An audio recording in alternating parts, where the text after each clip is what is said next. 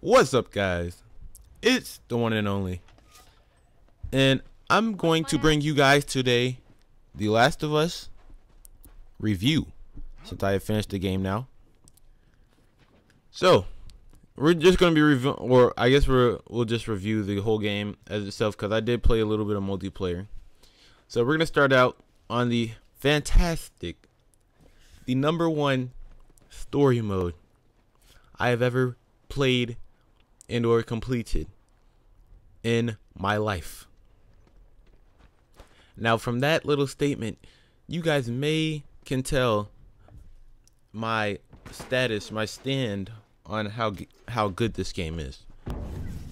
I mean, like, everything about this game is perfect. Like, to the characters, the locations, the gameplay, everything is just amazing about this game. So first, we're gonna start off with the main characters, Joel and Ellie. Now, in the beginning of the game, it was like a little cinematic intro kind of thing with Joel's daughter. 20 years into the past, Joel's daughter, Sarah, she wakes up in the middle of the night looking for her father, and that night that she woke up is the night of the breakout. The infected just the night of hell. That's basically what it is. So she wakes up, she's looking for Joel, and then her dad, Joel, just runs in from the back door out of nowhere, and they gotta hurry up and get out. And this, I mean, the way the intro, the way the game was just set up, the intro was like perfect, and it already got you like emotionally invested into the game when Sarah ends up dying from one of the military people, and it catches you so quick. It's not even, it's like, it's crazy. Like, sometimes, like with The Walking Dead, that game took literally almost until the end for you to actually get emotionally like scarred, like for you to actually like start hurting inside. From a video game, it like takes towards the end. But with The Last of Us, it's like right there at the beginning, you're already like invested. You just want to, you feel bad for Joel. That's what you do. I felt bad for Joel, and I know a lot of other people felt bad for Joel when his daughter died. So that's one thing that Naughty Dog did perfectly, which was grab your attention early in the game, like really early in the game. So I think the way Joel played was just perfect. Like how Joel went from basically not caring at all to the end where him and Ellie couldn't be separated, basically. I mean, it was kind of like, foreshadowed all movies. Like, you can compare this game to a movie, because that's basically what it was. It was just a movie that you could actually control / play. And so, like, all movies, a lot of them end up like both of the main characters, if they don't like each other at first, they always end up liking each other in the end, whether it's like romantic or like a buddy comedy, like, or just like a buddy movie, basically like this is. So, Joel and Ellie didn't care about each other at all in the beginning. Then at the end, they couldn't split up. So I like how that panned out. Now Ellie's character was fantastic as well. I mean, just all the characters were great. From Bill was great. Tess, man, Tess was, oh my gosh, Tess was too real. Like, she would just shoot anybody. It doesn't even matter who it is. If they mouth off, they just die with Tess. And Tess was a very good partner. And the thing about partners is, something else that this Naughty Dog did great was actually make you want to have partners. Because in a lot of games, when you, like, I mean, I know The Last of Us can't be compared to Call of Duty or like anything like that, but a lot of games where there's shooting involved and you have partners to help you, the partners literally don't really do anything. I know in Call of Duty, even though you'll have like 6 people with you, you still have to kill every single one of the enemies. With this game, if you have a partner like Tess or Henry later in the movie, or wow, I call this a movie, later in the game, they actually kill infected, or you know, the fireflies or military or whoever it is. They actually help you kill. And like Ellie later in the story, when she finally got her hands on a gun, they actually help you kill, which makes the game make you want to have a partner. Like, the partners are, everything in this game is useful. Like, there's nothing that really went to waste. Like, all the weapons were used, all the infected, like there's different types of infected, and it just made you strategize better. You know, like with the clickers, you had to be really stealthy, and if you weren't stealthy, you have to shoot them unless you have a melee weapon. And if you don't have a melee weapon, if they touch you, it's just over. So you have to play a certain type of way to keep them from like touching you, which is really cool about strategizing in a story mode, which like makes it more than just a story mode. Like, the way this game played, it was like you weren't really controlled. Like, you didn't really have to follow the story mode, even though you did, which, I mean, kind of makes no sense at all. But you know, you could have went through the whole story being stealthy and just running.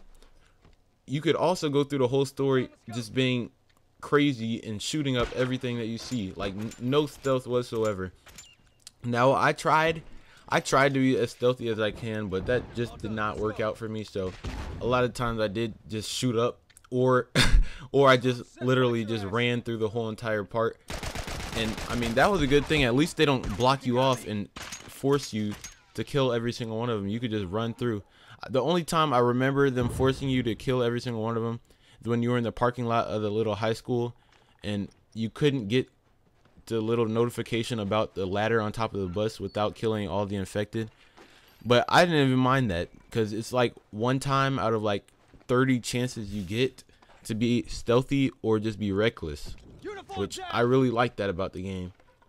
Now, the gameplay was just so smooth. It's like when it transitions from a cutscene to gameplay is like flawless. Like, the graphics of the game itself are so good that sometimes the only way you could really tell sometimes that if it's a cutscene is the little, like, how it goes black in between gameplay and cutscenes. Man, the game is perfect on transitioning from gameplay and cutscenes, and the cutscenes were just on point. Like, sometimes cutscenes get boring to sit through. Like, I mean, I don't know how many minutes worth of cutscenes there were in this game. I'm gonna guess around 40 minutes worth of cutscenes by themselves of this game, and I did not get tired of one of them. I looked forward to the cutscenes, because the cutscenes are like one of the more action-filled parts of the game.